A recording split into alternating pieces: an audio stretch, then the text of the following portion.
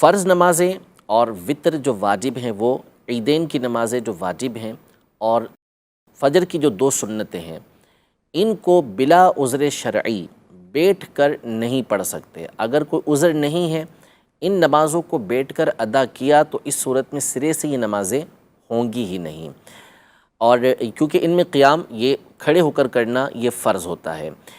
ان کے علاوہ یعنی ان تینوں نمازوں کے علاوہ کہ جو فرض ہیں، واجب ہیں اور جو سنت فجر ہیں، ان کے علاوہ جتنی بھی دیگر نمازیں ہیں صحیح قول کے مطابق جب وہ بیٹھ کر ادا کی جائیں گی تو وہ نمازیں ادا ہو جائیں گی، اگرچہ کہ بلا عذر پڑھنے کی وجہ سے اس کا ثواب کم ہو جائے گا۔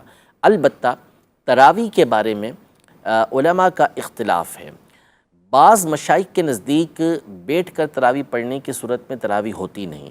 صحیح یہی ہے کہ بیٹھ کر تراویح پڑھی تو تراویح ہو جائے گی، لیکن بہتر یہی ہے کہ بندہ بلا عذر شرعی بیٹھ کر تراویح نہ پڑھے، اس کے اندر ہمت اگر موجود ہے، طاقت موجود ہے تو کھڑے ہو کر ہی تراویح ادا کرے۔ لیکن اگر کسی نے بیٹھ کر تراویح ادا کر لی تو اس صورت میں اس کی تراویح بہرحال ادا ہو جائے گی۔